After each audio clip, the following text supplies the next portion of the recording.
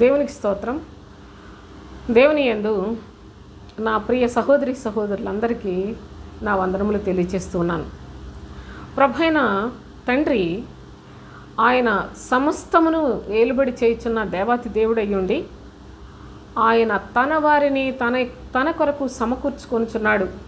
యుగములుగా తరములుగా విభాగించి కాలములు సమయములు సమస్తము తన స్వాధీనమందుంచుకొని ఆయన తన యందు భయభక్తులు కలిగిన వారి కొరకు ఒక రాజ్యమును సిద్ధపరిచి ఉన్నాడు కనుక, వారి కొరకు ఒక పట్టణమును సిద్ధపరిచి ఉన్నాడు కనుక, ఆ పట్టణమునకు వారసులుగా చేయటానికి ప్రభువైన తండ్రి తన వారిని సమకూర్చుకుంటూ ఉన్నాడు. కనుక ఈ లోకమందు మన క్రైస్తవ జీవితంలో ఆ యొక్క శ్రేష్టమైన పట్టణానికి వెళ్లకుండా సాతాను అనేకమైన సమస్యలు, అనేకమైన శోధనలు, ఎన్నో విధాలుగా తంత్రములు కల్పించుకొని వాడు మనలను ఏ విధము చేతనైనా ప్రభువుతో యుగయుగములు జీవించకుండా చేయటానికి వాడు చాలా చాలా చాలా ప్రయాసపడుతూ ఉన్నాడు, ప్రసవేదన పడుతూ ఉన్నాడు.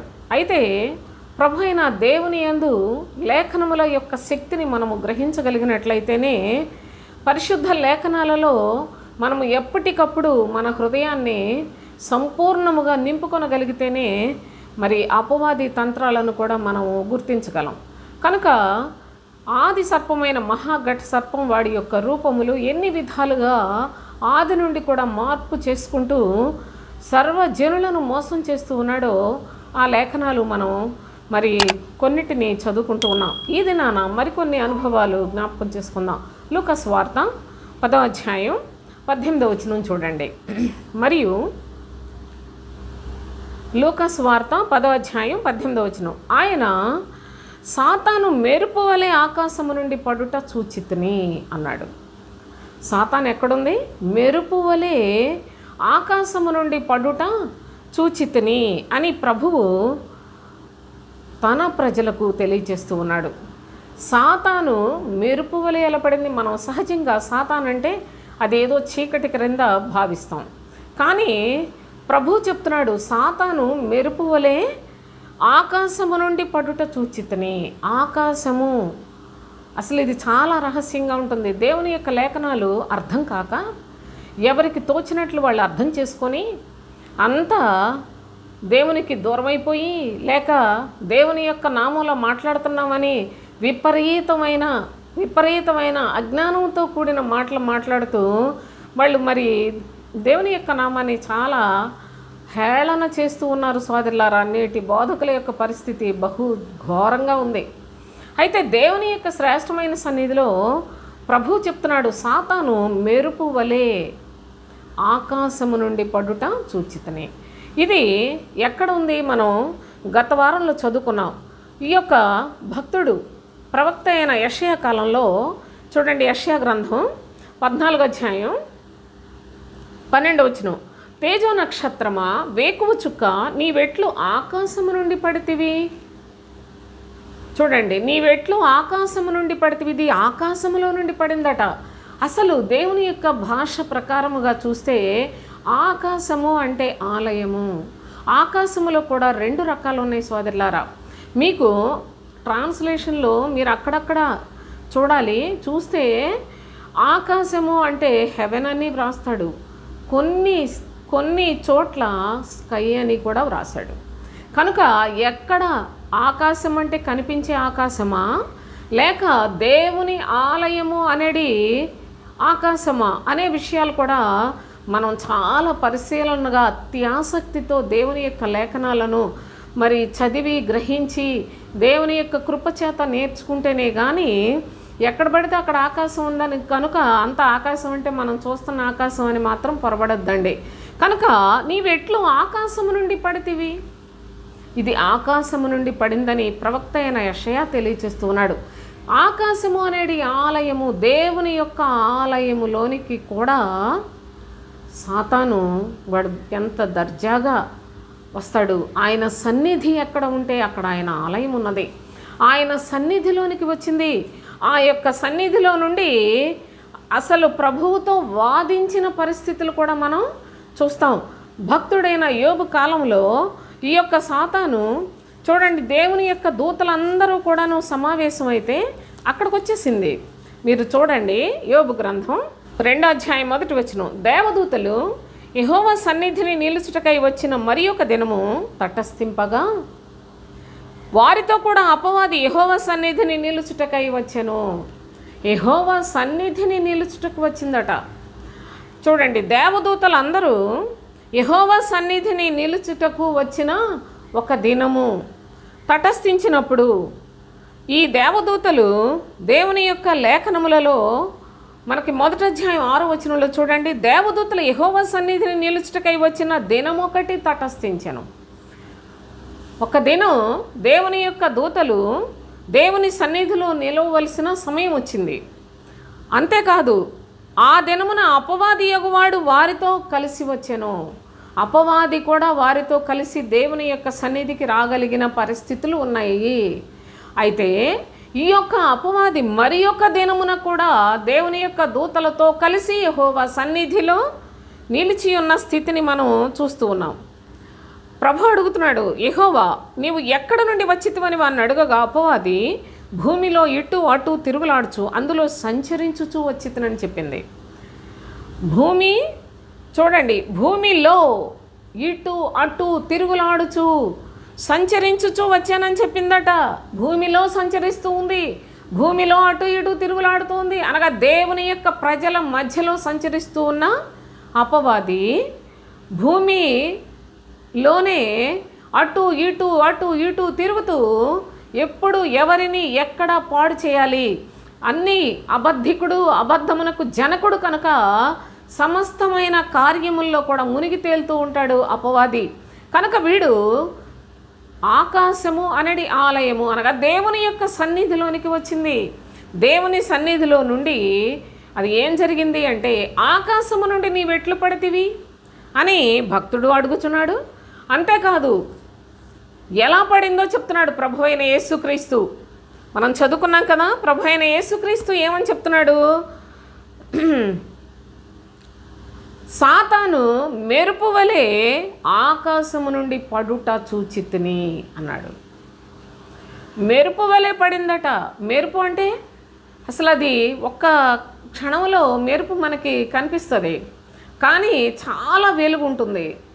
ఆ యొక్క వెలుగులాగా, అందుకే వెలుగు సాతాను మెరుపు వలె అన్నాడు ప్రభు. మెరుపు వలె ఆకాశం నుండి పడింది.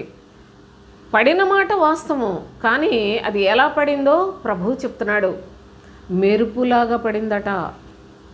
అనగా అది నిజముగా వెలుగు కాదు, అది చీకటి, కానీ వేషం మార్చేసింది, మెరుపులాగా పడిపోయింది. కనుకనే అపోస్తులైన పౌలు కూడా ఏమని చెప్తాడంటే, కొరింథీయులకు రాసిన 2వ పత్రిక 11వ అధ్యాయంలో 13వ వచనం నుంచి, ఏలయనగా అట్టివారు క్రీస్తు యొక్క అపోస్తుల వేషము ధరించుకుని వారై ఉండి దొంగ అపోస్తులను మోసగాండ్రగు పనివారునై ఉన్నారు. చూడండి, చాలామంది ఈనాడు అపోస్తుల వేషము ధరించుకున్నారు, క్రీస్తు యొక్క అపోస్తుల వేషము ధరించుకున్నారట. కానీ వాళ్ళు ఎలాంటి వాళ్ళు అంటే దొంగ అపోస్తులు, మోసగాండ్రగు పనివారునై ఉన్నారు. ఇది ఆశ్చర్యం కాదు. సాతాను తానే వెలుగుదూత వేషము ధరించుకొనుచున్నాడు. సాతాను వెలుగుదూత వేషం ధరించుకొనుట పరిశుద్ధుడైన ప్రభువు లేఖనములలో మనకు దయచేయకపోయినట్లయితే వాడి మోసమును ఎవరు తెలుసుకోగలరు సోదరులారా? వాడి మోసాన్ని నుండి లేఖనములు విడిపించకపోయినట్లయితే ఎవరు విడుదల పొందగలరు? సాతాను తానే వెలుగుదూత వేషము ధరించుకొనుచున్నాడు గనుక వాని పరిచారకులు నీతి పరిచారకుల వేషము ధరించుకొనుట గొప్ప సంగతి కాదు. వాని క్రియల చొప్పున వానికి అంతము కలుగును. అయితే ప్రస్తుత కాలంలో సాతాను చాలా చక్కగా దర్జాగా మొత్తాన్ని ఏలుబడి చేస్తున్నాను, నేనే అధికారిని, నేనే మొత్తాన్ని కూడాను నా మాయల్లో చిక్కించుకొని వాళ్ళందరినీ నాశనం చేస్తూ ఉన్నానని ఒకవేళ ఆనందంగా ఉందేమో కానీ, వాడి యొక్క పనివారు కూడా, వాని యొక్క దూతలు, అబద్ధ బోధకులు, ఈ అబద్ధ బోధకులు కూడా చాలా బాగా అబద్ధాన్ని ప్రకటన చేస్తూ సంతోషంగా బ్రతుకుతున్నారేమో కానీ నిశ్చయముగా వారి క్రియల చొప్పున వారికి అంతము కలుగును అని తెలియచేశాడు.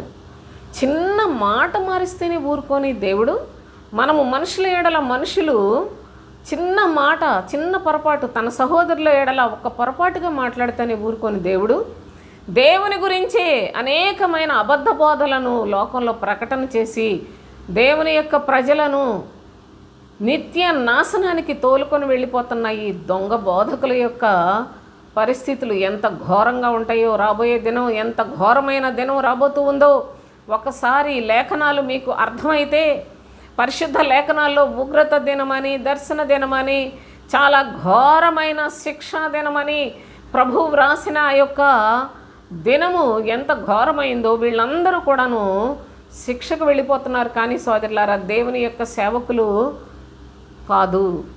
దేవుని యొక్క సేవకులని జ్ఞానము లేని ప్రజలు నమ్ముతున్నారేమో, కానీ పరిశుద్ధ లేఖనాల్లో దేవుని సేవకులు ఉండవలసిన విధానం, వాళ్ళకి ఎన్ని నియమములు ఉన్నాయో అవన్నీ చాలా స్పష్టంగా చెప్పాడు. కానీ ప్రస్తుత కాలం అవి ఏమీ లేదు. ప్రతివాడు కూడాను బాప్తిజం తీసుకోవటం, ఇంకా నేర్చుకునేది లేదు, ఏది లేదు.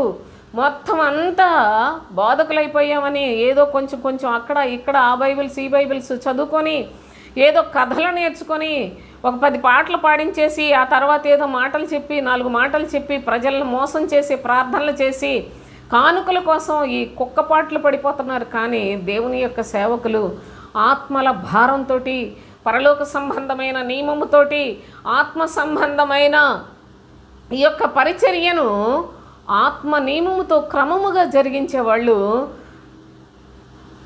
ఎందరున్నారు అని ఒక ప్రశ్న వేస్తే, మరి మీరు వాళ్ళను పరీక్షించగలిగినట్లయితే అప్పుడు మాత్రమే మీ జీవితాల్లో మీరు నిజమైన వెలుగును చూడగలరు. అందుకే ప్రభువు ద్రాక్షవల్లిని నేను, తీగలు మీరు అంటాడు.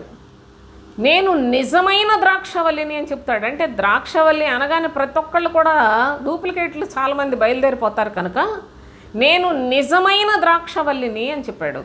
అంతేకాదు, నేను వెలుగునని చెప్పాడు, లోకమునకు వెలుగై ఉన్నాడు, నిజమైన వెలుగునని చెప్పాడు. ఇంకా ముందుకెళ్ళిపోయి అపోస్తలుల ద్వారా సత్యమైన వెలుగు అని చెప్పాడు. కనుక ఈ అబద్ధపు వెలుగున్నది కనుకనే ఆయన సత్యమైన వెలుగు ప్రకాశించుచున్నదని అపోస్తలుల ద్వారా ప్రకటన చేయించాడు. నా ప్రియ సహోదరి సహోదరులారా, కనుక దేవుని యొక్క లేఖనాల్లో మీరు చూసినట్లయితే సాతాను అది ఏ విధమైన వేషాలను మారుస్తూ ప్రస్తుత కాలంలో ఎంత ఘోరమైన స్థితికి క్రైస్తవులందరినీ కూడా పడద్రోసి వేసిందంటే, ఒకానొకప్పుడు ఏదైనా వనములో దేవుని యొక్క అనుమతి చొప్పున, దేవుని యొక్క చిత్త ప్రకారముగా యుక్తి కలిగిన అపవాదిలో ఈ ఆత్మ ప్రవేశించి మరి సృష్టిలో ఉన్న ప్రతి మనుషులను పాడు చేయటం మొదలుపెట్టి ఈ కడవరి కాలము వరకు కూడా అందరూ సాతాను యొక్క మాయలలో చిక్కుకుపోతున్న పరిస్థితులే. నిజంగా ఈ లేఖనాలు చాలా అత్యవసరమైనవి. అసలు బాగా ప్రతి క్రైస్తవుడికి తెలుసుకోవాలి. మేము క్రైస్తవులం అనుకున్న ప్రతి వారికి చాలా క్షుణ్ణంగా ఈ అనుభవాలు తెలుసుకోవాలి. కానీ ఇవి చూసేవాళ్ళు కూడా ఉండరు. ఎందుకంటే మాయ మాటలకు అలవాటు పడిన ప్రజలకి సత్యం చాలా విషంలాగా, చేదులాగా ఉంటుంది సోదరులారా. వాళ్ళకి హాని చేసేవాడు వాళ్ళ దగ్గరే ఉన్నాడు అంటే, మాకెవరు హాని చేసేవాళ్ళు లేరు, మేము దేవుని పిల్లలం అని చెప్పుకునే మోసంలోనే ఉన్నారు. కానీ దేవుని యొక్క లేఖనములలో అనుభవపూర్వకముగా జ్ఞానాన్ని సంపాదించుకొని సాతాను తంత్రములను జయించి, లోకాన్ని జయించి, సాతాను జయించి, శరీరాన్ని జయించి దేవుని యొక్క రాజ్యములో సదాకాలం ఆయనతో కూడా స్వాస్థ్యాన్ని పొందాలి అనే చక్కని అనుభవం కలిగి అత్యాసక్తి కలిగిన క్రైస్తవులే అరుదైన ఈ దినాల్లో. నా ప్రియ సహోదరి సహోదరులారా, దయచేసి లేఖనాలను చూడండి. సాతాను మెరుపు వలె ఆకాశము నుండి పడి ఉన్న అనుభవాన్ని ప్రభు అయిన యేసుక్రీస్తు తెలియచేసిన లేఖనములు మనం చదువుకున్నాం. అయితే మరి యొక్క అనుభవంలో చూస్తే యెషయా గ్రంథం 10వ అధ్యాయం 5 నుంచి, అష్షూరీయులకు శ్రమ, వారు నా కోపమునకు సాధనమైన దండము, నా దుడ్డు కర్ర, నా ఉగ్రత వారి చేతిలో ఉన్నది అని అష్షూరీయులకు శ్రమ అన్నాడు. ఇక్కడ అష్షూరు రాజు వీడు సాతాను యొక్క మారు రూపాల్లో మరి ఒక రూపం సోదరులారా. చూడండి వీళ్ళని ఎలా వాడుతున్నాడు ప్రభు అంటే, వారు నా కోపమునకు సాధనమైన దండము.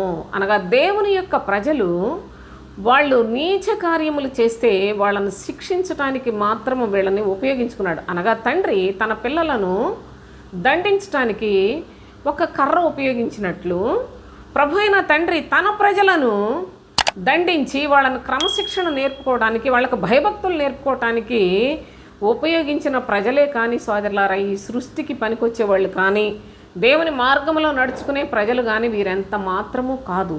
కనుకనే వీడి యొక్క ఆలోచన ఎంత భయంకరంగా ఉంటుందంటే చూడండి, అషూరు రాజు రాను రాను ఇదంతా మీరు ఈ అధ్యాయం అంతా చదివితే చాలా చాలా చక్కగా మీకు అర్థమవుతుంది. 16 వచనం చూడండి, యెషయా 10:16. ప్రభువును సైన్యములకు అధిపతియగు యెహోవా బలిసిన అషూరీయుల మీదకి క్షయరోగము పంపును, వారి క్రింద అగ్ని జ్వాలలు గలగా కొరివి కట్టే రాజును, ఇశ్రాయేలు యొక్క వెలుగు అగ్నియు అతని పరిశుద్ధ దేవుడు జ్వాలయు అగును. అది అషూరు యొక్క బలురక్కసి చెట్లకును గచ్చ పొదలకును అంటుకొని ఒక్క దినమున వాటిని మృంగివేయును. ఒకడు వ్యాధిగ్రస్తుడై క్షీణించిపోవునట్లుగా శరీర ప్రాణములతో కూడా అతని అడవికిని అతని ఫలభరితమైన పొలములకును కలిగిన మహిమను అది నాశనము చేయును అని తెలియచేస్తున్నాడు. వీడి యొక్క నాశనము కూడా చాలా చాలా భయంకరంగానే జరుగుతుంది అని ప్రభు తెలియచేస్తున్నాడు. ఆయన తన ప్రజల కొరకు మాత్రమే ఈ సృష్టిని, ఈ యొక్క సమస్తమైన సదుపాయాలన్నిటినీ కూడా ఆయన ఏర్పాటు చేసుకున్నాడు. అయితే తన ప్రజలు దోషులైనప్పుడు, వారు గర్విష్ఠులైనప్పుడు, వారు వృధాతిశయముతో లేకపోయినట్లయితే వాళ్ళు చేయరాని కార్యములు చేసినప్పుడు వాళ్ళని కఠినముగా శిక్షించుటకు ఉపయోగించుకున్న అనేక మంది జనములు కూడా ఈ సృష్టిలో ఉన్నారు. అలాంటి వారిలో అదంతా చరిత్ర అంతా ఇప్పుడు చెప్పుకోవడానికి వీలు పడదు. కానీ సోదరులారా, అషూరీయులు కూడా సాతాను యొక్క ఒక రూపమే అనే విషయాన్ని జ్ఞాపకం చేసుకునండి. అయితే వీడేమనుకుంటున్నాడో తెలుసా? 14 వచనం చూడండి, పక్షి గూటిలో ఒకడు చెయ్యి వేసినట్లు జనముల ఆస్తి నా చేత చిక్కెను. ఒకడు విడువబడిన గుడ్లను ఏరుకున్నప్పుడు రెక్కను ఆడించినది ఏను, నోరు తెరచినది ఏను, కిచ్చకిచ్చలాడునది ఏను లేకపోవునట్లు నిరభ్యంతరముగా, చూడండి జాగ్రత్తగా, నిరభ్యంతరముగా నేను సర్వలోకమును ఏరుకొనుచున్నాను అనుకొనును. సర్వలోకాన్ని కూడా వీడు నాశనము చేయుటకు ఇది ఒక రూపము అని మాత్రం మీరు తెలుసుకునండి. అషూరు రాజు అనువాడు సాతాను యొక్క రూపాల్లో ఒక రూపానికి చిహ్నమే. కానీ సోదరులారా, దేవుని యొక్క ప్రజలకు బుద్ధి జ్ఞానాలు నేర్పుకోవటానికి ఉపయోగించుకున్నాడే కానీ వారి వలన వారి బ్రతుకులకు ఏమాత్రం ప్రయోజనం లేదు. అందుకే వాడు అనుకున్నది ఒకటి, వాడిని దేవుడు ఉపయోగించే విధానము వేరొకటి, వాడి యొక్క ఆశయము ఒకటి, కానీ వాడి నాశనము చాలా వింతగా ఉంటుందనే లేఖనాలు కూడా ఈ అధ్యాయంలో మనకు చాలా స్పష్టంగా కనిపిస్తాయి. అయితే మరి మీరు శ్రద్ధగా చదివి లేఖనాలు నేర్చుకున్న వారైతే ఇది మీకు చాలా బాగుంటుంది. కానీ వాక్యం ఈ యొక్క అషూరు గురించి, దీని గురించి మీకు తెలియని వారైనట్లయితే అబ్బో ఏదేదో చెప్పుకుంటున్నారు అన్నట్లు ఉంటుంది. కానీ పరిశుద్ధ లేఖనాల్లో మన కొరకు వ్రాయబడిన ప్రతి మాట కూడా మనం నేర్చుకుంటేనే ఆ విధంగా మనం సాతాను జయించగలం.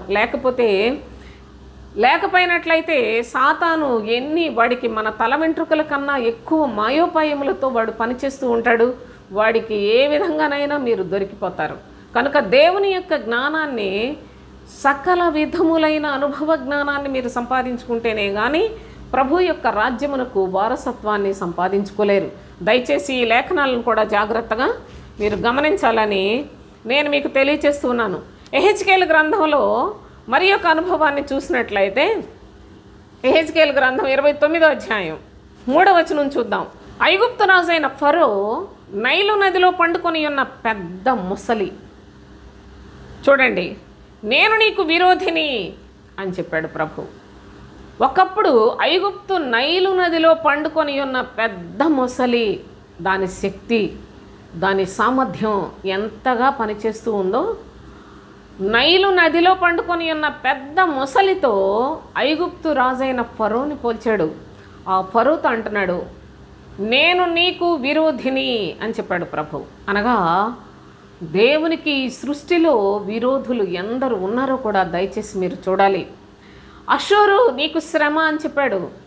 ఐగుప్తు నైలు నదిలో పండుకొని ఉన్న పెద్ద మొసలి, అది ఎంత బలమైనదో ఫరో కూడా అంత బలముగా దేవుని యొక్క మనుషులను, దేవుని యొక్క మాటలను ఎదిరించినవాడు. అంత బలముగా ప్రభువు ఫరోను నాశనము కూడా చేసి ఉన్నాడనే లేఖనాలు కూడా చాలా లేఖనాల్లో వ్రాయబడి ఉన్నాయి సోదరులారా. సాతాను యొక్క బలాన్ని ఏ విధముగా ఎప్పుడు ఏ విధముగా ఉపయోగించుకొని చెడిపోయిన మనుషులు, చెడ్డ మనస్తత్వం కలిగిన వారిని చక్కగా వాడుకుంటూ ఉంటుంది.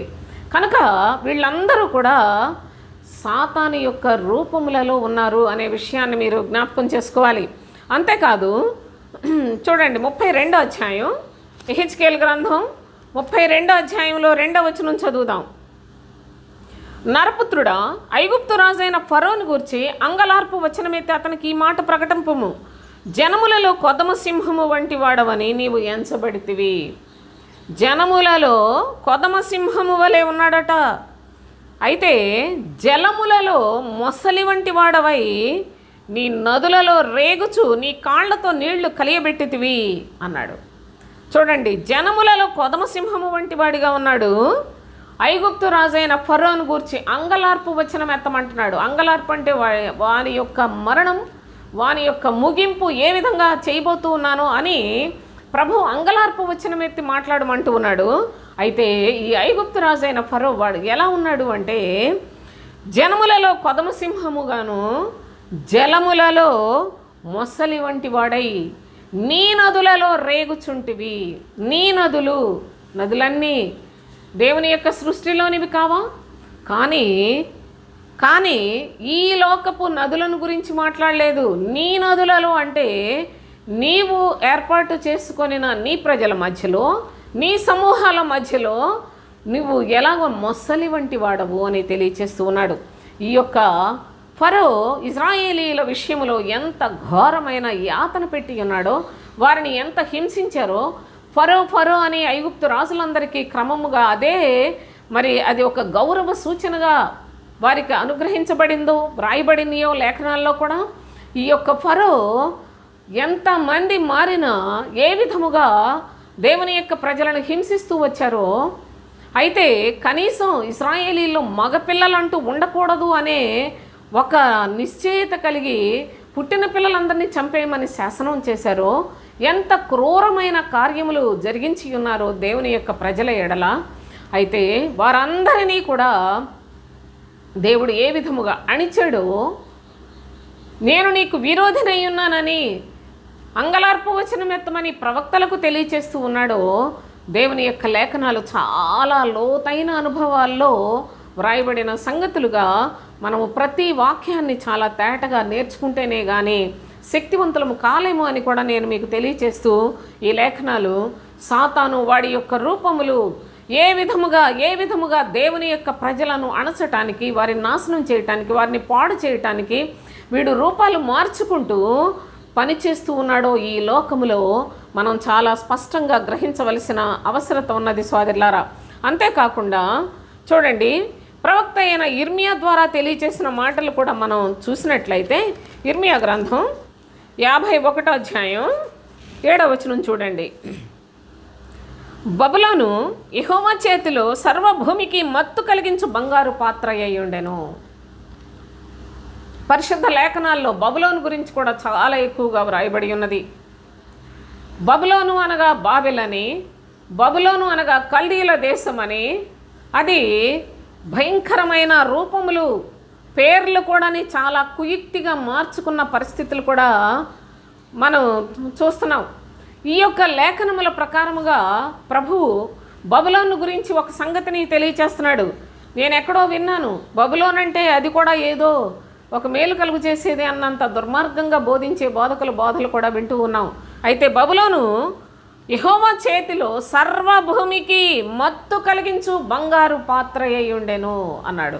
సర్వభూమిని, దేవుని అంగీకరించిన ప్రజలను, దేవుని అంగీకరించని వారిని మొత్తాన్ని కూడా నాశనం చేసే శక్తి బబులోనుకు ఉన్నది సోదరులు. అసలు బబులోను అంటేనే అది మహాఘోరమైన వేశ్య అని దేవుని యొక్క లేఖనాలు తెలియచేస్తూ ఉంటే అది కూడా మరి మంచిగా మరి ఎవరికి కనిపిస్తుందో నాకు అర్థం కాదు.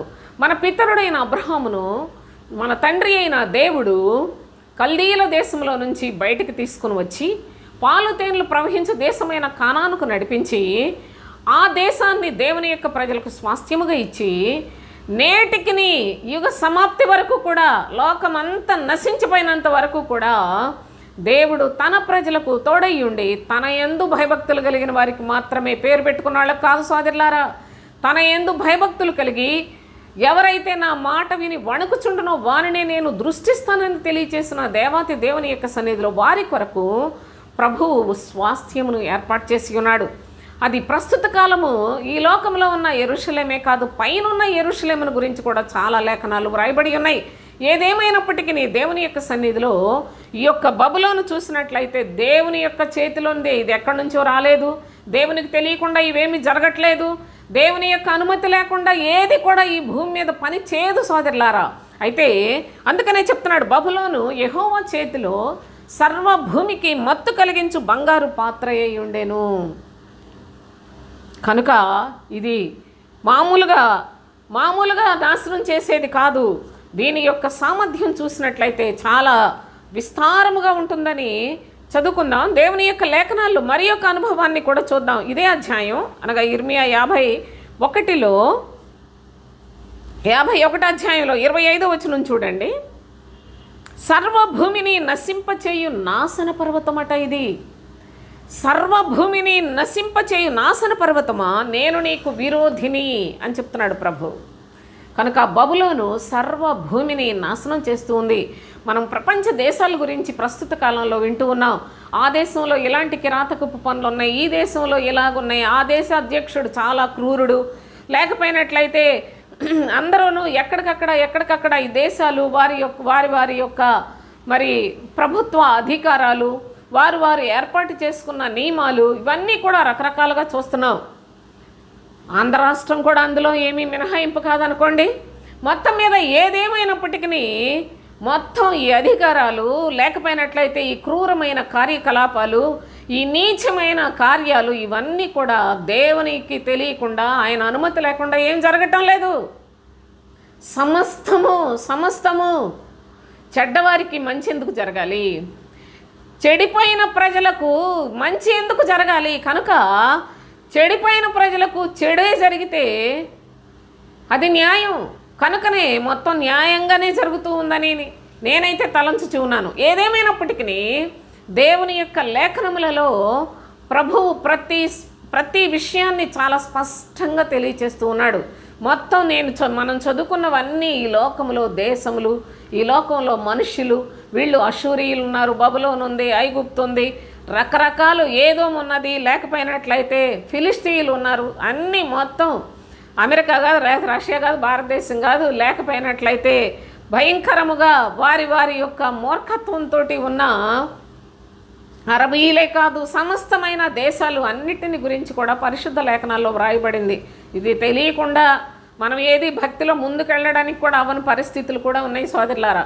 అలాగుననే ఆత్మీయముగా చూసినట్లయితే ఎవరు హానికరులో, ఎవరు నాశనము కలిగించువారో, ఎవరు దేవుని యొక్క ప్రజల విషయంలో బాధ కలిగించువారో వాళ్ళందరూ దేవునికి విరోధులే.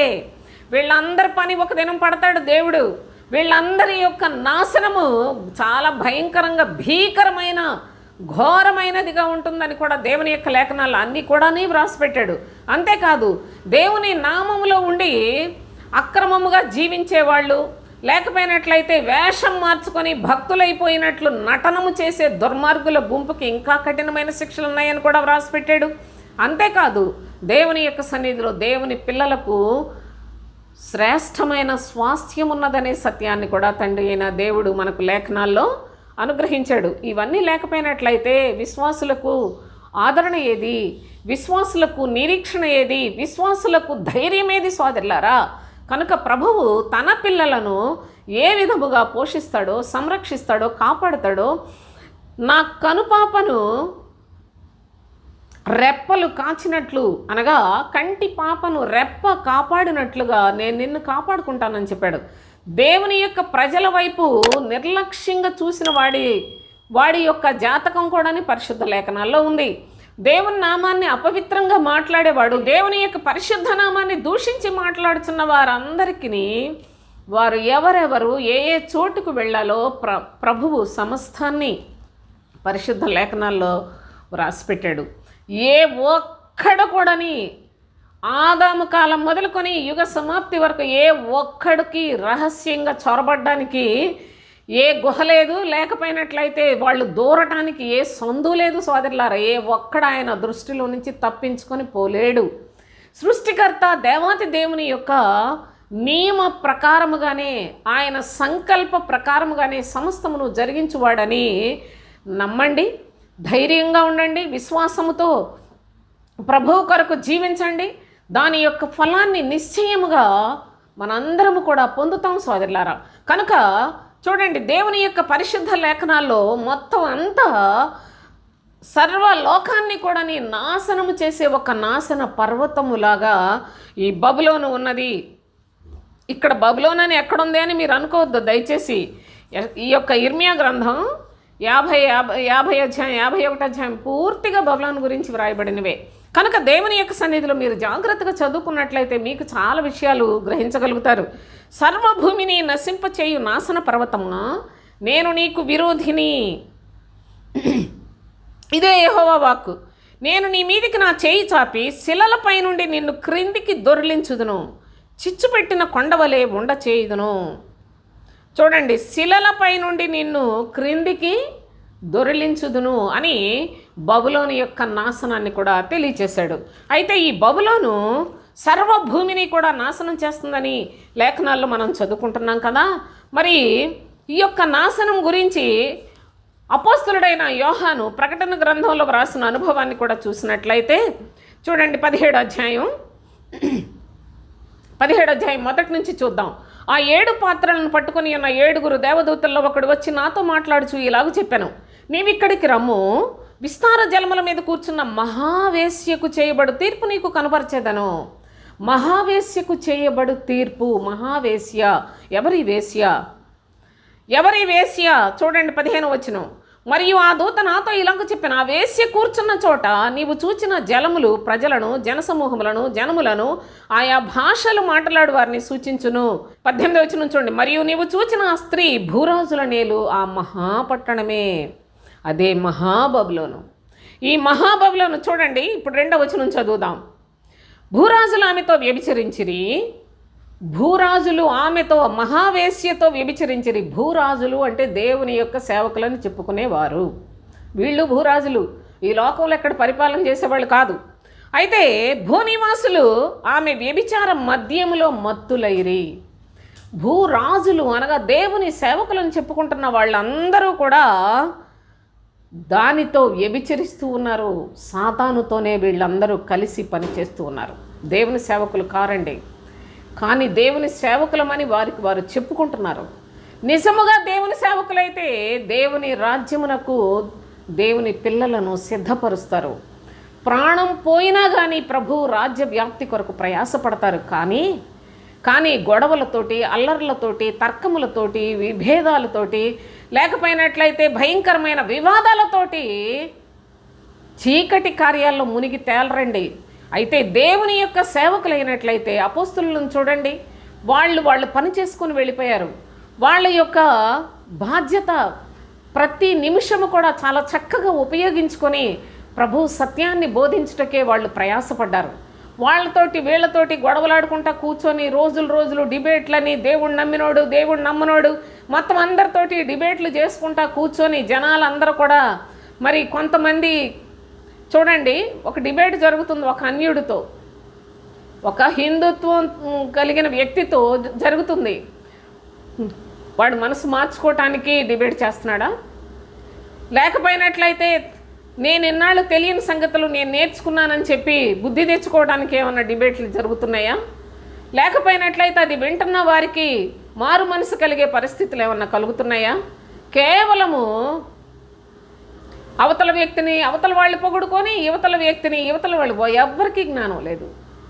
సరే, ఒక పాస్టర్ మరి ఒక పాస్టర్ ఇద్దరూ కలిసి కూర్చొని మాట్లాడుతూ ఉంటే ఆ పాస్టర్ మనుషులు ఈ పాస్టర్ మనుషులు ఎవరికి వాళ్ళు ఒకళ్ళ మీద ఒకళ్ళు కక్షలు పెంచుకోవటానికి, ఒకళ్ళ మీద ఒకళ్ళు హెచ్చించుకోవటానికి, అతిశయించడానికి పనికొస్తాయే కానీ వీళ్ళ ద్వారా దేవుని సత్యం బయటకు వస్తుందా? అసలు వాళ్ళకి దేవుని సత్యం తెలిసి అక్కడ కూర్చోరు.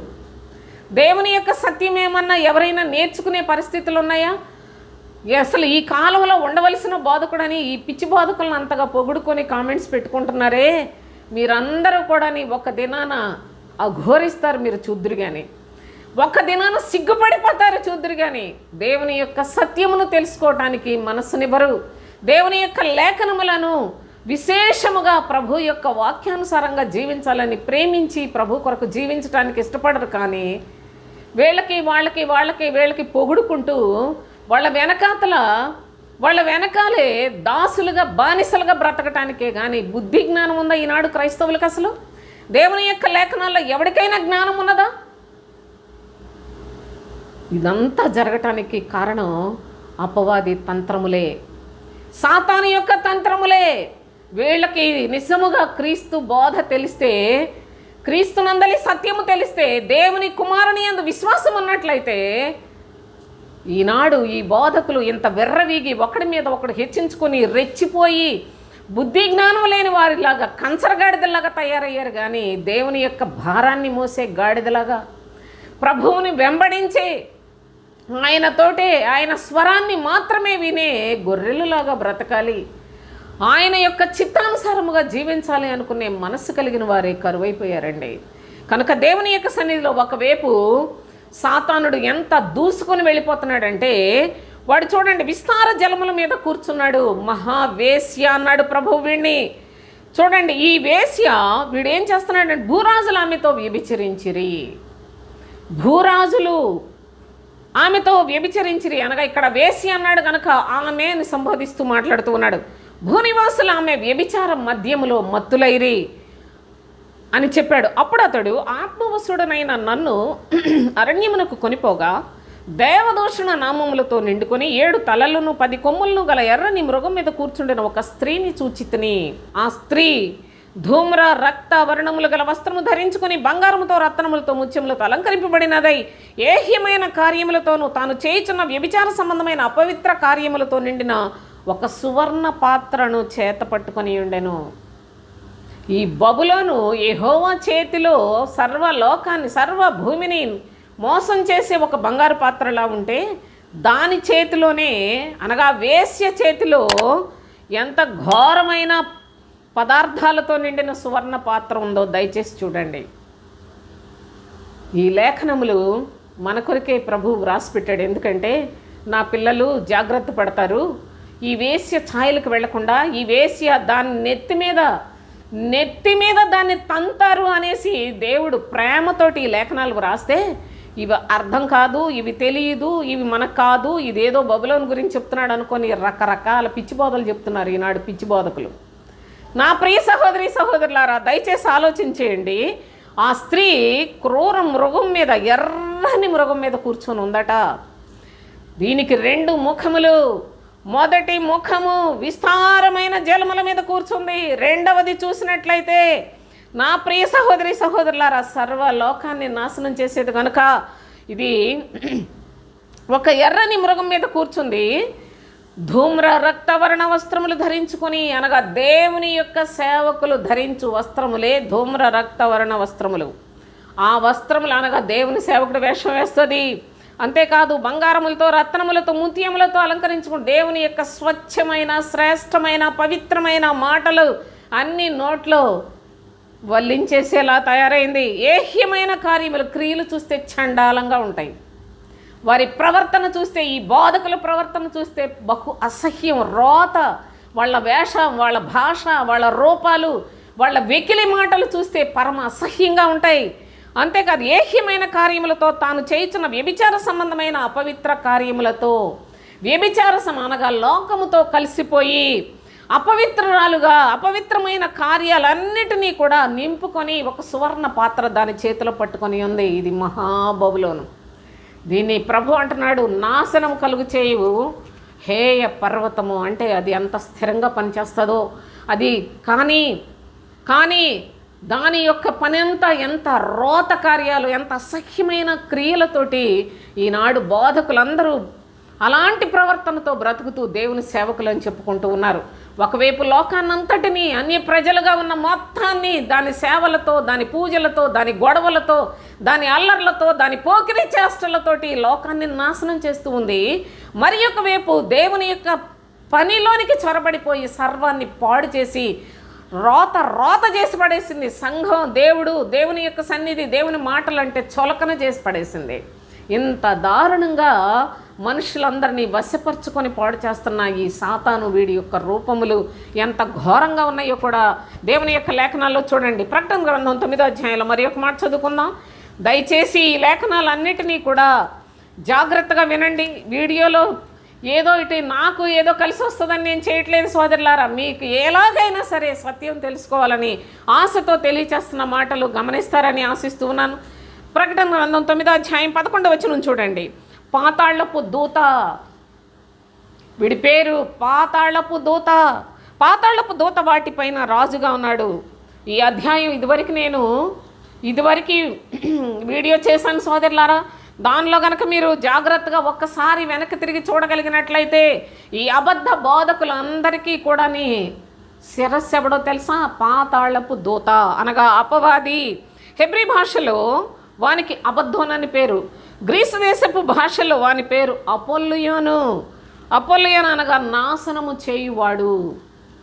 కనుక జాగ్రత్తగా ఈ లేఖనాలు మీరు గమనించాలి. పాతాళపు దూత అబద్ధ బోధకులందరికీ కూడాను వాడే తండ్రి.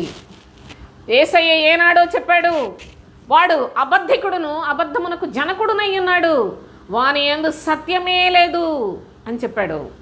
మనం చదువుకున్నాం దేవుని యొక్క లేఖనాలలో. పాతాళపు దూత అపోల్లియోను అట వీడి పేరు. చూడండి ఏమని చెప్తున్నాడు.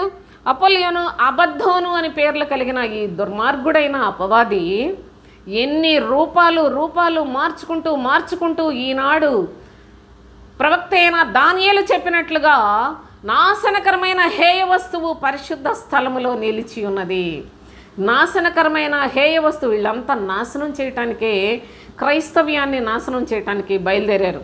వాడెవడో ఇంకొకటి చెప్తాడు, అసలు ఎక్కడ చర్చి కానీ పాస్టర్ కానీ లేకుండా చేస్తాను అని. మరి ఒకడెవడో, సరే చేయనియండి, ఎవడు ప్రయాసాడిది, ఎవరి బాధ వారిది, ఎవరికి దేవుడు ఏది నిర్ణయిస్తే అది జరుగుతుందే. కానీ ఇందులో మనం ఏంటో మన ప్రభువుని, మన సంఘాన్ని లేకుండా చేద్దాం. ఎవడాడు లేకుండా చేయడానికి?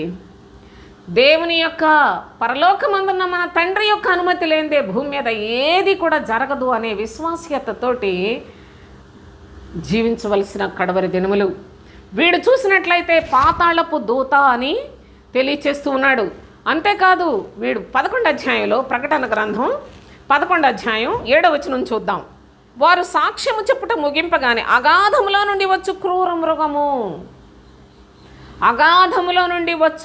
మృగము. వీడు ఒకప్పుడు అగాధములో నుండి వస్తాడు, మరి ఒకప్పుడు సముద్రంలో నుండి వస్తాడు, మరి ఒకప్పుడు భూమిలో నుండి వస్తాడు. సోదరులారా, భక్తిహీనుల్లో నుండి వచ్చి సర్వనాశనము చేయుటకు వీడు పూనుకొని ఉన్న పరిస్థితులు. మరి ఒకడు దేవుని యొక్క ప్రజలలో నుండి బయలుదేరి, చూడండి ఆ విషయాలు కూడా మీరు ఇక్కడ చూస్తే ప్రకటన గ్రంథం 13వ అధ్యాయంలో 1వ వచనం. మరియు 10 కొమ్ములను 7 తలలను గల ఒక క్రూర మృగము సముద్రంలో నుండి పైకి వచ్చుట చూచితిని. క్రూర మృగం అంటే నిజంగా సముద్రం నుంచి రాదు. సముద్రము అనగా భక్తిహీనుల్లో నుంచి భక్తి అనగా దేవుని యొక్క చిత్తానుసారంగా జీవించిన భక్తిహీనులు అనగా పైకి భక్తిలాగే ఉంటారు, దేవుని నమ్ముకున్నట్టే ఉంటారు, కానీ దేవుని యొక్క వాక్య ప్రకారంగా జీవించని వారే భక్తిహీనులు. అలాంటి వాళ్ళందరికీ ఒక పేరు పెట్టాడు ప్రభువే, సముద్రము అని. సముద్రాన్ని కూడా ఆయనే సృష్టించాడు, సముద్రము కూడా ఆయనదే. మనం దేవుని యొక్క సన్నిధిలో లేఖనాలను విస్తారంగా వ్రాయబడిన సంగతులను చూస్తూ ఉన్నాం. ఈ సముద్రములో నుండి వస్తాడట ఒకడు, వాడే క్రూర మృగముగా వ్యవహరిస్తాడు. క్రూర మృగాల యొక్క లక్షణాలతో ఉంటారు కనుక క్రూర మృగముతో పోల్చి చెప్తూ ఉన్నాడు రహస్యముగా. చూడండి, సముద్రంలో నుండి పైకి వచ్చుడు చూచితిని, దాని కొమ్ముల మీద 10 కిరీటములు, దాని తలల మీద దేవదూషణకరమైన పేర్లను ఉండెను. ఈ చెడ్డ కార్యములు చేసే వాళ్ళంతా, అబద్ధములు మాట్లాడే వాళ్ళంతా, అబద్ధాలని పుట్టించే వాళ్ళంతా కూడా సాతాను యొక్క మనుషులే. అబద్ధ బోధలు చేసేవాళ్ళు క్రీస్తు విరోధులు సోదరులారా. అబద్ధ బోధలు కేవలము వాళ్ళు శరీర సంబంధమైన లాభం కొరకు, శరీర సంబంధమైన సుఖ భోగములు అనుభవించుట కొరకు ప్రభు నామాన్ని ఉపయోగించుకుంటూ ఉన్నారు. వీరంతా క్రీస్తుకు విరోధులు. క్రీస్తు విరోధి ఎక్కడ నుండో రాడు, వాడు మనలో నుండి బయలుదేరాడు కానీ వాడు మనలో నుండి బయలుదేరాడే కానీ మన సంబంధి కాడు అని అపోస్తులు చెప్పిన మాటలు కూడా మీరు జ్ఞాపకం చేసుకోవాలి. అయితే దేవుని యొక్క చిత్తానుసారముగా మరి యొక్క సందర్భంలో చూస్తే చూడండి, 11వ వచనం, ప్రకటన గ్రంథం 13వ అధ్యాయం 11వ వచనం. మరియు భూమిలో నుండి మరి ఒక క్రూర మృగము పైకి వచ్చుట చూచితిని. భూమిలో నుండి మరి ఒక క్రూర మృగం వచ్చిందట. భూమిలో నుండి అనగా దేవుని ప్రజల్లో నుండే ఈ మృగాలు బయటకు వస్తాయి, భక్తిహీనుల్లో నుండి వస్తాయి. ఇక్కడ 11వ అధ్యాయంలో అగాధములో నుండి వచ్చిన క్రూర మృగాన్ని చూసాం. అది కూడా ఏం చేస్తుంది? పరిశుద్ధులైన సాక్షుల్ని చంపడానికి, చూడండి అక్కడ రాస్తాడు, వారితో యుద్ధం చేసి జయించి ఆ సాక్షులను చంపుతుంది. ఇక్కడ కూడా ఏం చేస్తుంది చూడండి, భూమిలో నుండి వచ్చిన ఈ యొక్క క్రూర మృగము, దానికి గొర్రెపిల్ల కొమ్ముల వంటి 2 కొమ్ములు ఉన్నాయట. గొర్రెపిల్ల అంటే దేవుని యొక్క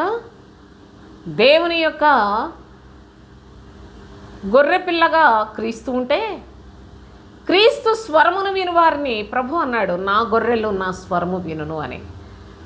మృగమేంటి, గొర్రెపిల్ల కొమ్ములేంటి అంటే మోసం చేయటానికి వాడు వేసే వేషాలు చూడండి. గొర్రెపిల్ల వంటి కొమ్ములు క్రూర మృగానికి ఎందుకుంటాయండి? కానీ ఇక్కడ అంటే అది దాని యొక్క లోపలంతా మృగం చాలా క్రూరమైనది, అది జంతువు వంటిది, అది నాశనకరమైన హేయ వస్తువు, అసహ్యకరమైన వ్యక్తిత్వం కలిగిన వారు. కానీ వాళ్ళు బయటికి దేవుని సేవకుల్లాగా కనిపిస్తారు. అందుకే గొర్రెపిల్ల వంటి కొమ్ములు 2 కొమ్ములు దానికి ఉండెను. అది ఘట సర్పము వలె మాటలాడుచుండెను. మాటలు ఎలా ఉన్నాయి? ఘట సర్పము వలె. ఘట సర్పం ఎలా మాట్లాడింది? ఇది నిజమా? ఇది తింటే మీరు చచ్చిపోతారా? మీరు చావనే చావరు, మీరు దేవతలు అయిపోతారు. ఎంత చక్కగా మాట్లాడింది చూసారు. అలా మాట్లాడుతుందంట. అనగా ఆదాము హవ్వలు వారి కాలము నుంచి కూడా ఈ ఘట సర్పం ఏ విధముగా మోసం చేస్తూ అవ్వను మోసం చేసింది కదా. ఆ తర్వాత అవ్వ మాట విని ఆదాము కూడా మోసపోయినట్లు లేఖనాల్లో రాయబడి ఉంది. అయితే ఇక్కడ ఏం చెప్తున్నాడు? ఘట సర్పము వలె మాట్లాడుచుండెను. కొమ్ములు మాత్రం అనగా వాళ్ళు దేవుని సేవకులు గెటప్లో అధికారం చేసేవారిలాగే, వాక్యాలు చెప్పేవారిలాగే ఉంటారు. కానీ వాళ్ళు చెప్పే మాటలన్నీ ఘట సర్పపు మాటలే. పరలోకానికి వెళ్ళనివ్వరు, పరిశుద్ధత రానివ్వరు, హెచ్చరించరు, గద్దించరు, బుద్ధి చెప్పరు. ఏ విషయంలో కూడా వారికి సాక్ష్యం ఉండదు. సంఘంలో ఏ ఒక్కరిని పరిశుద్ధంగా తయారవ్వటానికి అసలు వీలు కలుగలేకుండా చేస్తారు. ఎందుకనగా వాళ్లే చెడ్డవాళ్ళు అయినప్పుడు బోధకుడు చెడ్డవాడైతే ప్రజలకు మంచితనం ఎక్కడి నుంచి వస్తుందండి? కనుక దేవుని యొక్క పరిశుద్ధ లేఖనాల్లో ఎంతో చక్కగా ప్రభు మనకు తెలియచేసిన ఈ సంగతులు చూసినట్లయితే, ఆ యొక్క క్రూర మృగము భూమిలో నుండి వచ్చింది, గొర్రెపిల్ల కొమ్ములు ఉన్నాయి, ఘట సర్పం లాంటి మాటలు ఉన్నాయి. అది ఆ మొదటి క్రూర మృగమునకున్న అధికారపు చేష్టలన్నీ దాని ఎదుట చేయించున్నది. ఇంక ఇదంతా చాలా పెద్దది సంగతులు. అయితే ఈ క్రూర మృగాలన్నీ కూడా, ఈ చెడ్డవారందరూ కూడా ఒకడికొకడు సపోర్ట్ ఇచ్చుకుంటారు. ఒకడికొకడు సపోర్ట్ చేసుకుంటూ బలం పొందుతూ చెడు కార్యములు చేసి మనుషులను సర్వనాశనం చేసి భక్తి అనే దానికి చోటు లేకుండా ఎక్కడికక్కడ దేవుని యొక్క ప్రజలందరికీ హానిని కలుగు చేస్తూ, మోసం చేస్తూ, అన్యాయం చేస్తూ, వారందరినీ చులకన చేసి వారికి ఏమాత్రము నెమ్మది లేకుండా బ్రతుకున్నట్లుగా చేసే పరిస్థితులన్నీ ఈ మృగాల వలన సంభవిస్తాయి. కనుక ప్రవక్తలు, భక్తులందరూ సాక్ష్యమిస్తూ వచ్చారు. చూడండి, దేవుని యొక్క పరిశుద్ధులైన ప్రవక్తలు, అపోస్తుల ద్వారా దేవుడు అనేక సంగతులు మనకు తెలియచేయించి ఉన్నాడు. ఈ కాలంలో ఈ లేఖనాలను గ్రహించి వాటి ప్రకారంగా బోధించడం మానివేసి, ఇదంతా కష్టం, ఇవన్నీ మనం చెప్పలేం, ఇలా చెప్తే మనకు సుఖాలు ఉండవని చెప్పి ఈ బోధకులందరూ కూడా బోధను మార్చేసి వాళ్ళ సొంత బోధలు ఏర్పాటు చేసుకొని దేవుని యొక్క సేవను నాశనం చేసి పడేస్తున్నారండి. కనుకనే ఈనాడు క్రైస్తవ్యానికి విలువ లేని పరిస్థితుల్లో నేల మీద పడిపోయినంత దుఃఖంతో, బాధతోటి, అంగలార్పుతోటి బ్రతుకుతున్న దినాలలో మనం బ్రతుకుతున్నాం సోదరులారా. కనుక దేవుని యొక్క సత్యాన్ని గమనించండి. సాతాను యొక్క రూపాలు ఎన్ని విధాలుగా మారుస్తూ ఉందో, ఎంత భయంకరముగా ఇది నిజంగా సర్వజనుల్ని నాశనం చేస్తూ ఉందో ప్రకటన 12వ అధ్యాయంలో చెప్తాడు చూడండి, 9వ వచనం. కాగా సర్వలోకమును మోసపుచ్చుచు అపవాది అనియు సాతాననియు పేరుగల ఆది సర్పమైన మహాఘట సర్పము పడద్రోయబడెను. మనం చదువుకున్న యోబు గ్రంథంలో దేవుని యొక్క సన్నిధికి దేవుని దూతలు వచ్చే సమయంలో ఆ దినం ఒకటి తటస్థించినప్పుడు అక్కడికి అపవాది కూడా వచ్చింది అని. అనగా అపవాది ఎంతగా దాని యొక్క బలాన్ని, స్థానాన్ని, స్థాయిని పెంచుకుందో ఒకసారి ఆలోచన చేయండి. అయితే అపవాది దేవుని యొక్క సముఖములో నుండి పడద్రోయబడింది. ఎలా పడద్రోయబడింది అంటే చూడండి, ప్రభువు చెప్తున్నాడు కదా, ప్రభువు చెప్తున్నాడు, ప్రభు అయిన యేసుక్రీస్తు 12వ అధ్యాయం మొదటి నుండి మీరు క్లియర్గా చదువుకుంటే, ప్రభు అయిన యేసుక్రీస్తు కన్య గర్భమందు పుట్టి ఆయన సాతానును జయించి దాని యొక్క తంత్రములన్నీ తన అపోస్తులకు తెలియచేసి, అపోస్తులు కూడా ప్రభువుకు సాక్షులై హతసాక్షులైపోయిన తరువాత అప్పుడు అపవాది క్రిందికి పడద్రోయబడింది. దేవుని యొక్క సముఖములో దానికి ఇక చోటు లేకపోయినా చూడండి, అక్కడే ఆ విషయాన్ని కూడా మనం చదువుకుందాం.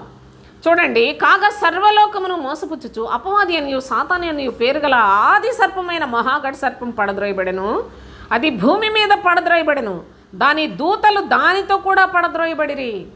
మరియు ఒక గొప్ప స్వరము పరలోకముందు ఇలాగ చెప్పుట వింటిని, రాత్రింపగళ్ళు మన దేవుని ఎదుట మన సహోదరుల మీద నేరం మోపువాడైన అపవాది పడద్రోయబడి ఉన్నాడు గనుక ఇప్పుడు రక్షణయు శక్తియు రాజ్యమును మన దేవుని వాయను, ఇప్పుడు అధికారము ఆయన క్రీస్తుదాయను. కనుక ఆ యొక్క అపవాది పడద్రోయబడింది, అది భూమి మీదకి పడద్రోయబడింది, దానికి అక్కడ చోటు లేకపోయాను. నా ప్రియ సహోదరి సహోదరులారా, దానికి 8వ వచనం చూడండి, 12:8. ఆ ఘట సర్పమును దాని దూతలను యుద్ధం చేసిరి కానీ గెలవలేకపోయారు గనక పరలోకమందు వారికి ఇక స్థలము లేకపోయాను, ఆకాశమందు ఇక స్థలము లేకపోయాను. కనుక అది భూమి మీదకి పడద్రోయబడింది. అయితే అది భూమి మీద పడద్రోయబడి గురిగా ఉంటుందా, ఖాళీగా ఉంటుందా? అందుకనే చెప్తున్నాడు ఇక్కడ ఏమనంటే 12వ వచనం చూడండి, 12. అందుచేత పరలోక నివాసులారా ఉత్సహించుడి, భూమి సముద్రమా మీకు శ్రమ. అపవాది తనకు సమయం కొంచెమే అని తెలుసుకొని బహు క్రోధము గలవాడై మీ వద్దకు దిగి వచ్చి ఉన్నాడు. జాగ్రత్తగా చూడండి, భూమి సముద్రమా మీకు శ్రమ. అపవాదికి సమయం కొంచెమేనని వాడికి తెలుసు, వాడు బహు క్రోధము గలవాడై మీ వద్దకు దిగి వచ్చి ఉన్నాడు. కనుక ఇక దేవుని ప్రజలతోటి వాడి పోరాటం, భక్తిహీనులందరూ వాడు మొత్తాన్ని భక్తిహీనులుగా చేసి ఆ భక్తిహీనులందరినీ సర్వనాశనం చేసే పని మీదే వీడు ఉంటాడు. కనుక భూమి సముద్రమా మీకు శ్రమ, దేవుని ప్రజలారా భక్తిహీనులారా మీ అందరికీ శ్రమే. ఎందుకంటే అపవాది వాడికి సమయం కొంచెమేనని వాడు మహా ఉద్రేకంతో, మహా క్రోధముతోటి మీ దగ్గరికి దిగి వచ్చి ఉన్నాడు అని తెలియచేస్తూ ఉంది. కనుక అపవాది కంకణం కట్టుకున్నాడు. ఏమన్నా తెలుసా, ఇక ఒక్కళ్ళను కూడాను నేను దేవుని వైపు తిరగనివ్వను. చూడండి లాస్ట్ వచనం చూడండి, అందుచేత 17వ వచనం. అందుచేత ఆ ఘట సర్పం ఆగ్రహము తెచ్చుకొని దేవుని ఆజ్ఞలు గైకొనుచు యేసును గూర్చి సాక్ష్యం ఇచ్చుచూ ఉన్నవారైన ఆమె సంతానములో శేషించిన వారితో యుద్ధము చేయుటకై బయలువెడలి సముద్ర తీరమున నిలిచెను. ఇంకా ఎవరిని పరలోకం వైపు చూడనివ్వను అని వాడు చాలా భయంకరమైన యుద్ధము చేయుటకు సముద్ర తీరమున నిలిచాడు. అయితే ఒకటి ఈ సందర్భంగా నేను ఒక విషయాన్ని మీకు చెప్పాలి. ఎన్ని అక్రమ బాధలు, ఎన్ని వంకర మాటలు, ఎంత భయంకరమైన అబద్ధ బోధలు తెలియచేసినప్పటికీ దేవుని యొక్క లేఖనాలలో ప్రభు చాలా స్పష్టముగా తెలియచేస్తున్నాడు. ఆయన తన వారిని ఎరిగి ఉన్నాడు. చూడండి, ఆ ఒక్క మాట చదువుకొని ముగించేస్తాను. తిమోతికి వ్రాసిన 2వ పత్రిక 2వ అధ్యాయం 19వ వచనం చూడండి. అయినను దేవుని యొక్క స్థిరమైన పునాది నిలకడగా ఉన్నది, ప్రభువు తన వారిని ఎరుగును అనున్నది. ప్రభువు నామమును ఒప్పుకొను ప్రతివాడును దుర్నీతి నుండి తొలగిపోవాలను. ప్రభువు నామాన్ని ఒప్పుకుంటున్నావా? దుర్నీతి నుంచి తొలగిపో. ప్రభు యొక్క స్థిరమైన పునాది నిలకడగానే ఉన్నది. ప్రభు తన వారిని ఎరుగును. అందుకే ప్రభు తన వారికి సత్యాన్ని చెప్పాడు. నేనే మార్గము, సత్యమును, జీవమును అని చెప్పాడు. అంతేకాదు, భూమి మీద దేనిని ప్రేమించొద్దు. ఈ లోకములో ఉన్న వాటిని వేటిని ప్రేమించొద్దు. భూమి మీద ధనాన్ని కూర్చుకోవటానికి ప్రయాసపడద్దు. ధనము కూడా సాతాను యొక్క ప్రతిరూపమే సోదరులారా. సాతాను యొక్క రూపం. అందుకే ప్రభు మీరు దేవునికిని సిరికిని దాసులుగా ఉండనేరరు అని చెప్పాడు. కనుక ఈ లోకములో దేని వైపు మీ మనసు పెట్టద్దు. ఈ లోకమును చూచే కన్నులు చీకటి చేసుకోనండి. ఈ లోకములో ఉన్నదంతా సాతాను యొక్క ప్రభుత్వమే, సాతాను యొక్క అధికారమే. సాతాను ఎదిరించుడి, అపవాదిని ఎదిరించుడి అని చెప్పాడు. శరీరము నిష్ప్రయోజనము, దాన్ని ప్రేమించొద్దు అని చెప్పాడు. ఈ బోధను హృదయమందు విశ్వసించి క్రీస్తు బోధయందు మనము శక్తిని సంపాదించుకున్నట్లయితే ప్రభు యొక్క ప్రజలుగా, ప్రభు తన వారిని ఎరుగును అని చెప్తున్నాడు కనుక మనము ఆయన యొక్క పిల్లలుగా, ఆయన యొక్క స్థిరమైన పునాది నిలకడగా ఉంటుందని చెప్పాడు. ఆయన వాక్యము ఎవరిలో నిలిచి ఉంటుందో వారు దుర్నీతి నుంచి తొలగిపోతారు. క్రీస్తు వాక్యము వారి హృదయంలో నివాసం చేస్తుంది, వారి మనస్సులో ప్రభుత్వం చేస్తుంది, అధికారం చేస్తుంది. అట్టి వారే క్రీస్తు రాజ్యమునకు వారసులవుతారని లేఖనాలు తెలియచేస్తున్నాయి. అపవాది వాడు ఎన్ని విధాలుగా మోసం చేసినప్పుడు, ఎన్ని రూపాలు మార్చినప్పటికీ, ఎన్ని రకాలుగా వాడి మంత్రాలు తంత్రాలు ప్రయోగం చేసినప్పటికీ, నా ప్రియ సహోదరి సహోదరులారా, మనం ఏ విషయంలో కూడా లోబడిపోకుండా, శరీర ప్రేమలకు బానిసలం కాకుండా, క్రీస్తునందు విశ్వాసం ఉంచి క్రీస్తు రాజ్యం కొరకు సిద్ధపడు వారిగా బ్రతకడానికి ప్రభు అయిన తండ్రి అనేకమైన పరిశుద్ధ లేఖనాలు మనకు దయచేశాడు. నేను వీలు కలిగినంత వరకు మీతో చెప్తున్నాను. కానీ మీరు వాటిని బాగా ధ్యానించగలిగినట్లయితే మీరు బహుగా శక్తివంతులై ప్రభువుకి ఇష్టలుగా, ప్రభు యొక్క ప్రజలుగా ముద్రించబడిన వారిగా దేవుని రాజ్యానికి సిద్ధపడగలరు. అట్టి కృపను మనందరం సంపాదించుకునేలాగున ప్రభు యొక్క పరిశుద్ధాత్మ మనకు తోడై ఉండినట్లు ఆయన కృప అనుగ్రహించునని విశ్వాసంతో మరి ఈ లేఖనాలు ముగిస్తాను. దేవుని యొక్క పరిశుద్ధ నామానికి ఘనత, మహిమ, స్తోత్రము, కీర్తి, మహిమ, ప్రభావములన్నీ ఆయనకే చెందినట్లుగా ఆయన పిల్లలుగా మనం జీవించి మన సత్క్రియల ద్వారా ఆయన్ని మహింపరుద్దాం. మనం ఆయన యందు స్థిరులుగా జీవించడానికి నిబంధన చేసుకుని సాగిపోదాం. దేవునికి స్తోత్రం. ముగించేస్తాం.